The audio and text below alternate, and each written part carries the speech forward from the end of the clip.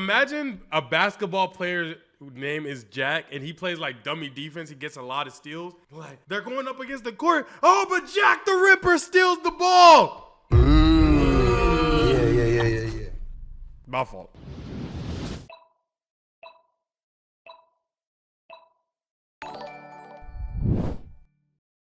Welcome back to the Stanley Live channel, man. Today it's gonna be me, it's gonna be chat, and we'll react to a video from the one, the only, the homie. WatchMojo.com. 10 creepiest videos linked to true crime. Now, I'm scary, but you know, where I'm from, on a daily basis, was committed crimes. No?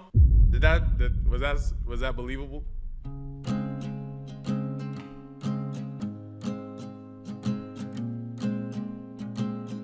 We was out there claiming innocent lives. No cap. Testing 1, 2, 3. Testing. Testing 1, 2, 3. His name was Uncle Spook. That is racist. I don't know the exact legitimacies of how that works out, but I'm pretty sure that is racism. Testing 1, 2, 3. Testing. Testing 1, 2, 3. Welcome to WatchMojo, and today we'll be looking at the scariest videos that are associated with terrifying real-life crimes. Dang, bro. I really hope they don't show a video of me in there. Dang, bro. I know. Bro, I'm tripping now. I hope they don't show a video of me in there. Well, now that's hard to describe because it's the most beautiful place I've ever been in all my life. A rapper's confession. Here are some rap lyrics graphic enough. Is this not Andrew Tate, brother? That's literally Tristan, bruh. Silence an entire room for all the wrong reasons. Shortly after the disappearance of Amanda Custer in July of 2019, her boyfriend, Robert Camus, mouthed some problematic lyrics in a local bar and into a damning video camera. His sinister lyrics shocked listeners with their implications and disturbingly bragged that police were out looking for him. Right. Authorities indeed were searching. Right. They arrested Camus just hours later. Right. The 27-year-old was arrested the following morning in downtown after a lengthy SWAT standoff. Play back this improvised moment at your own risk, as the grisly words are even creepier with context. Camus has been charged with Custer's murder and faces life behind Who's bars Custer? or the death penalty if convicted. They have now got him and the car located, but they still don't know where she is. Opening Christmas. It's always so crazy. You know what I think about in situations like that? Is that you, like, for example, all the people in this room right here didn't know that the dude was a murderer. Not this guy, but like, you know, dude who looked like Tristan Tate. They don't know that he's a murderer. You're just in the room with a murderer. Chances are, bro, you are probably in the same vicinity as somebody who did a very heinous crime or is going to commit a very heinous crime in the future, and you just would never know. And that joint to me is like ominous, bro. I'm not gonna lie. And faces life behind bars or the death CJ, penalty what's if happening? convicted. They have now got him and the car located, but they still don't know where she is. Opening Christmas presents. I don't know. Okay. A man sits on a couch and opens some Christmas presents, often commenting on them and showing them off to the camera. Right. It's a regular sight seen every Christmas morning. Right. Only these presents aren't his, and neither is the house. The man is Vaughn Taylor, who broke into a Utah cabin in 1990 with another criminal named Edward Deli. Deli found a camera inside the home and filmed Taylor opening the family's presents. What is it? Baseball card.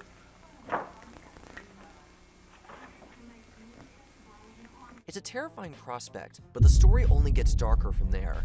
Man, I'd be mad as hell if I opened my Christmas gift and I seen baseball card albums in there. I would have hoped somebody robbed my crib if that's what I was getting.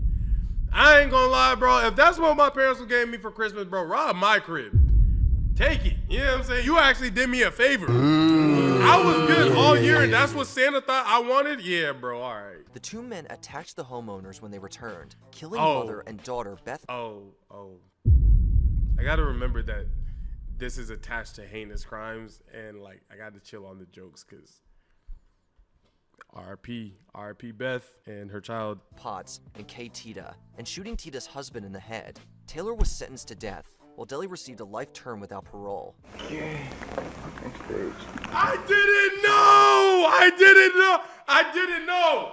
I fuck with baseball. You know what I'm saying? I'm cooked.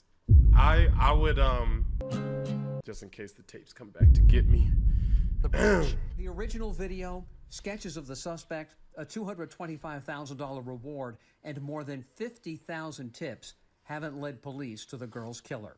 Filmed on a smartphone, the unsettling point of view of this footage belonged to Abigail Williams and Liberty German, two Indiana girls who vanished while hiking in February of 2017. Their disappearance caught national attention. Police released the creepy footage found on German's cell phone, showing a man lumbering from behind and muttering down the hill. In 2022, police arrested 1989. Cameras had phones had cameras on in 1989. Am I tripping? Isn't that like a new development? Suspect Richard Allen.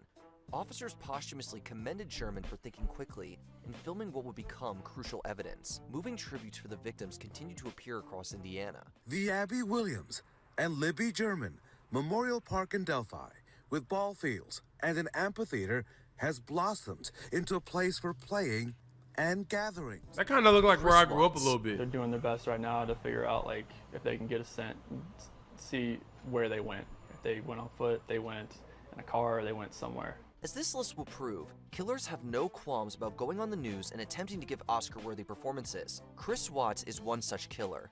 On the morning of August 13th, 2018, Watts murdered his wife Shannon before disposing of their bodies at a remote site used for oil storage. Oh my goodness! By her friend, leading the media to Watts' doorstep. Nicole called me when she was at the door, and that's when I came home.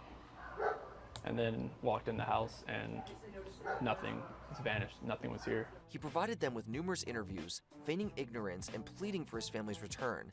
The police also made some house calls, and Watts can be seen openly lying to them in various pieces of body cam footage. Fortunately, the ruse did not work. Watts was eventually caught and given 5 life sentences. Deputies, I would respectfully Damn, 5 lives? Is it a pussy or something? Sorry, that was bad. I wanted to say cat. I was in between cat and... Hi, my name's Stanley. I made a mistake. take this defendant into custody and have him serve the rest of his life in the Department of Corrections. Stalking the halls. It was a murder that haunted the city of Midlothian since 2016. We're talking about the killing of Missy Beavers 7 years ago today, and it's still unsolved. At approximately 4 a.m. on April 18th, 2016, Midlothian, Texas resident Missy Beavers walked into the Creekside Church of Christ, where she conducted fitness classes. However, when a student arrived shortly after 5, they found Beavers dead, having been the victim of a violent crime. Missy was a mother, a sister, a wife, a daughter, and you know, it could have been any of us. Investigators then combed through the church's surveillance system and discovered something completely horrifying. An individual in full SWAT gear was seen walking through the empty halls, opening various doors and carrying a weapon of some kind. It's believed that this person crossed paths with Beavers and committed the crime before fleeing.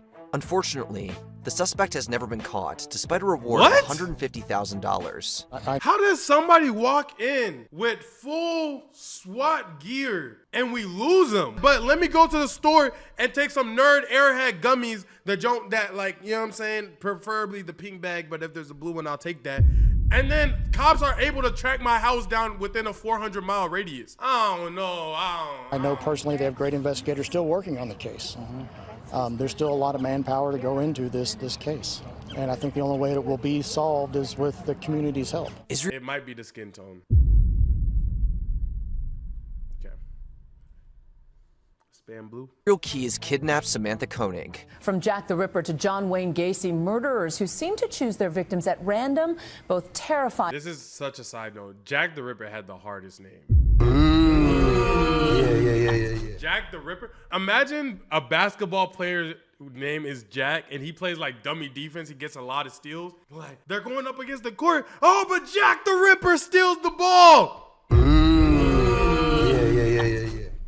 My fault. And fascinate us simply because they defy moral logic. A prolific criminal, Israel Keys was a known arsonist, bank robber, kidnapper, and serial killer who claimed at least 3 lives, but likely many more. One of his confirmed victims was 18-year-old Samantha Koenig, who worked at a small coffee shop in Anchorage, Alaska. We did spend a fair amount of time talking about his crimes and his offenses as well, and those times were definitely... You said, why do we give killers the best nicknames? I don't know, but to find a killer, I'll straight throw bodies and dollars like a stripper. And if I ever see Jack outside, then I'm up in the chopper. I'ma show Jack the Ripper. I'ma show Jack the Ripper. I mean, shoot. What I do to these killers every day, man, they gonna be catching these. I be squeezing every trigger with hella ease. I'll really flash one in Chucky face just to make Chucky cheese. Cause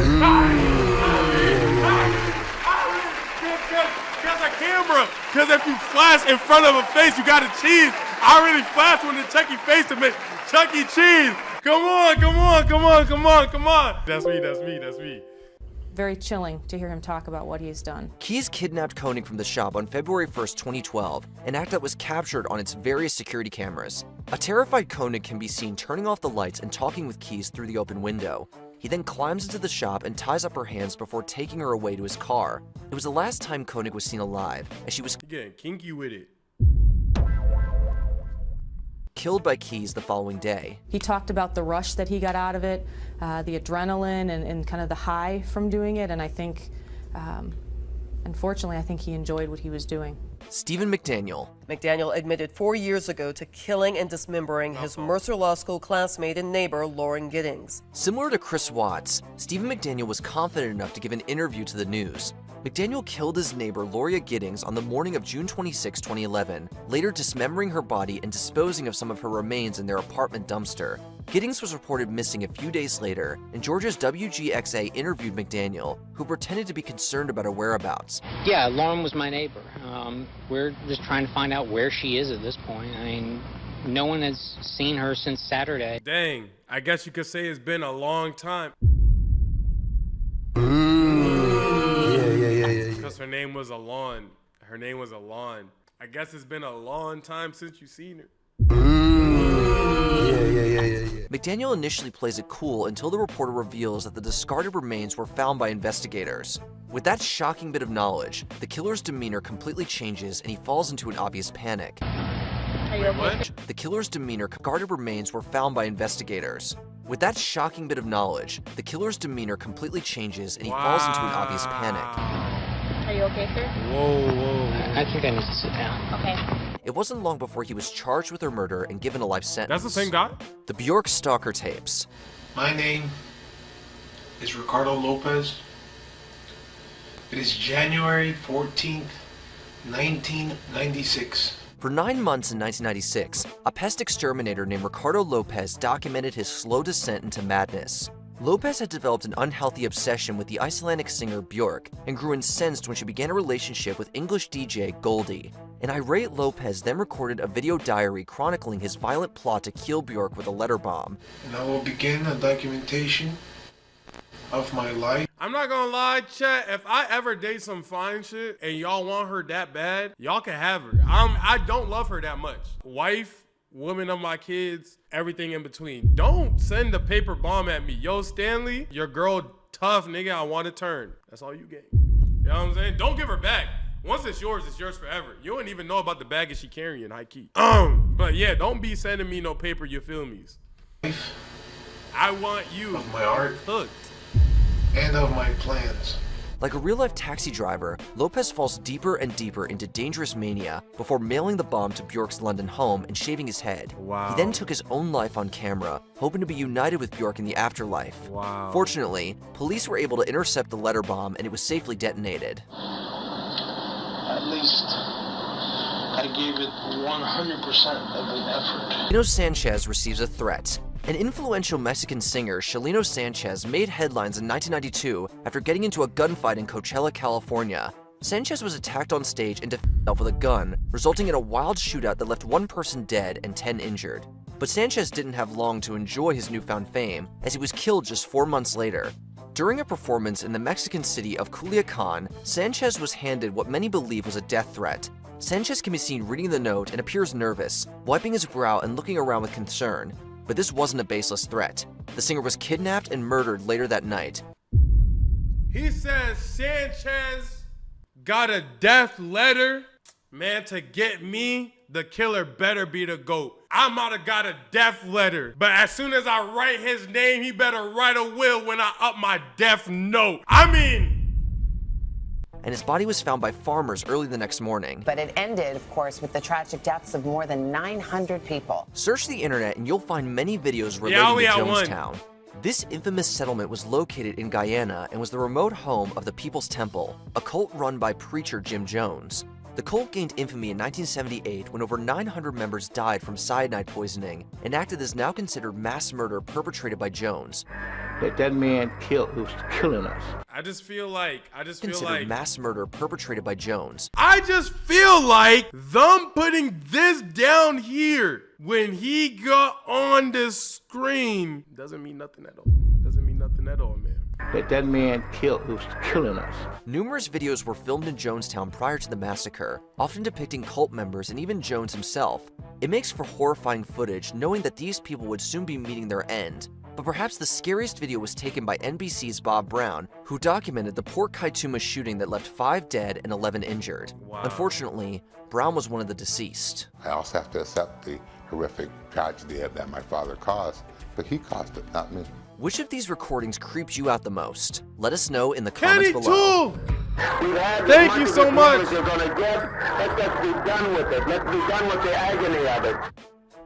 W video, bro. That was actually a really good video. I was worried about reacting to these at first, but that was actually genuinely good to react to. If you guys like the video, comment twice. It helps me in the algorithm. I'll catch y'all in the next video. Goodbye.